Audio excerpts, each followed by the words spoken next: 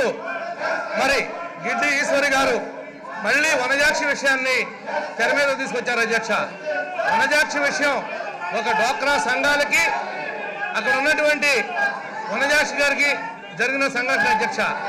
దాన్ని వక్రీకరిస్తూ మహిళలకి ప్రభాకర్ అన్యాయం చేశాడు, ఇబ్బంది పెట్టాడు తహసీల్దార్ అని చెప్పి నా మీద బురద కార్యక్రమం చేస్తున్నారు అధ్యక్ష.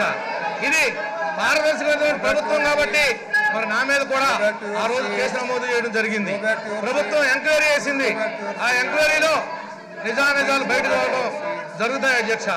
కానీ అయినప్పటికీ కూడా ఒక చెప్పిన దాన్ని పదే పదే చెబుతూ ఒక అబద్ధాన్ని నిజం చేయాలని చూడటం జగన్మోహన్ రెడ్డి గారికి వాళ్ళ పార్టీ సభ్యులకి ఇది ఒక అలవాటుగా మారిపోయింది అధ్యక్ష. ఈరోజు వాళ్ళు చేస్తున్నటువంటి ఆరోపణల్లో ఏమైనా చిత్తశుద్ధి కానీ నిజాయితీ కానీ ఉంటే రమ్మనండి అధ్యక్ష. నేను శాశ్వతంగా రాజకీయాల నుంచి తప్పుకుంటా. వనజాక్షి మీద నేను దాడి చేసినట్టుగా కనుక మీరు ఎక్కడైనా రుజువు చేయగలిగితే. కానీ ఈనాడు సాక్షాత్తు వాళ్ళ నాయకుడు జగన్మోహన్ రెడ్డి గారి మీద 11 కేసుల్లో దేశద్రోహం కేసులు ఉన్నాయి అధ్యక్ష. 420 ఉంది అధ్యక్ష. చీటింగ్ ఉంది అధ్యక్ష. ఈనాడు ఈ రాష్ట్రంలో ఈ దేశంలో అవినీతి పరులు చక్రవర్తి ఉన్నారంటే జగన్మోహన్ రెడ్డి అని ఈనాడు దేశం అంతా కూడా కోడే కోస్తుంది అధ్యక్ష. ఆయనకి సిగ్గు అనేది లేకుండా ఈనాడు ఉత్తినే ఒక వనజాక్షి గారిని ఏమీ అనకపోయినా సరే దాన్ని నా మీద ఆపాదించి నేనేదో వనజాక్షి గారిని ఇబ్బంది పెట్టినట్టు, వనజాక్షి గారిని నేనేదో చేసినట్టు దాన్ని నా మీద పెట్టాల్సి వస్తున్నారు అధ్యక్ష.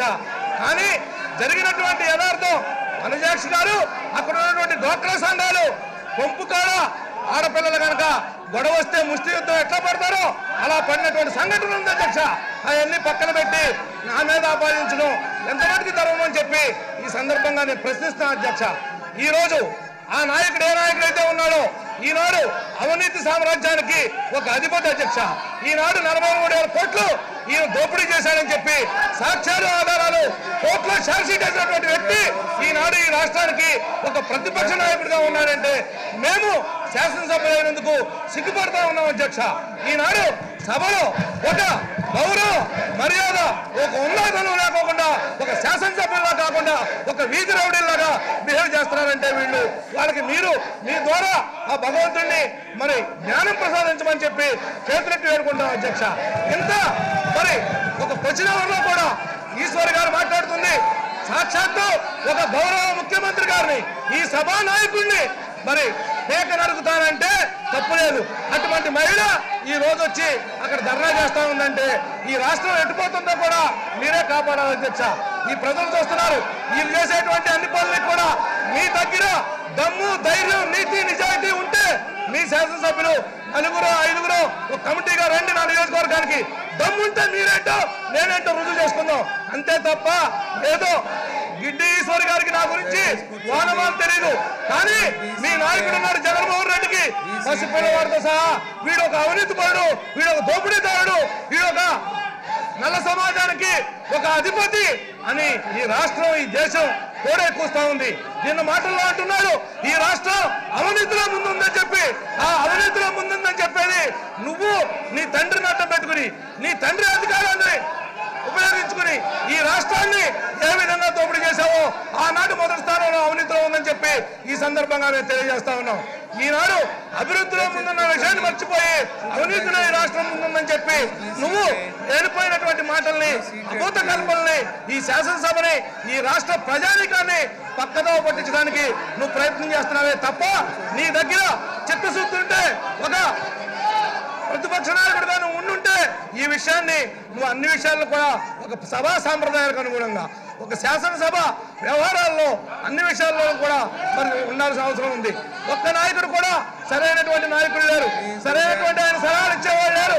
ఈ రోజున ఆయన చేసేటువంటి ప్రతి పనిలోనూ మరి తప్పుందనే విషయాన్ని ఆయన గ్రహించాలి.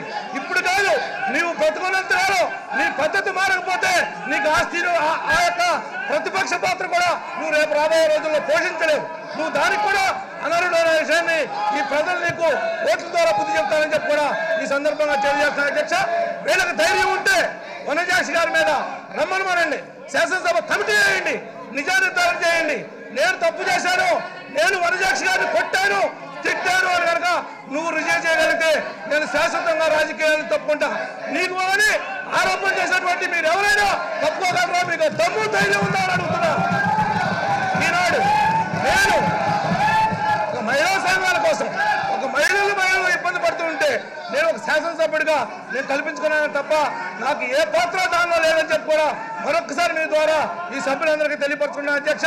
మరి ఈ రకమైనటువంటి సాంప్రదాయం ఏదైతే ఆరోపణ చేశారో దాన్ని వినేటువంటి ఓర్పు సహనం లేనందుకు, మరి ఈ రకంగా వాళ్ళు ప్రవర్తిస్తున్నందుకు మరి మీకే వదిలిపెట్టుతున్నాను. మరి వాళ్ళ మీద ఏ రకమైనటువంటి చర్యల్ని మీరు సిఫారసు చేస్తారో మీకు శాసనసభ వ్యవహారాల మంత్రి గారు కూడా ఈ విషయాన్ని కూడా క్షుణ్ణంగా గమనించాల్సిన అవసరం ఉంది. ఒక క్రమశిక్షణ లేదు, ఒక పద్ధతి లేదు, బాధ్యత రాహిత్యంతో శాసనసభ్యులుగా వ్యవహరిస్తున్నారు తప్ప ఇక్కడ ఒక ప్రజాస్వామ్య పద్ధతిలో వాళ్ళు నడవట్లేదని చెప్పి కూడా మీ దృష్టి తీసుకొస్తా ఉన్నాం. మరి వాళ్ళ మీద చర్య తీసుకోవాలని కూడా కోరుకుంటూ మీకు సెలవు తీసుకున్నాం అధ్యక్ష. దయచేసి కూర్చోండి.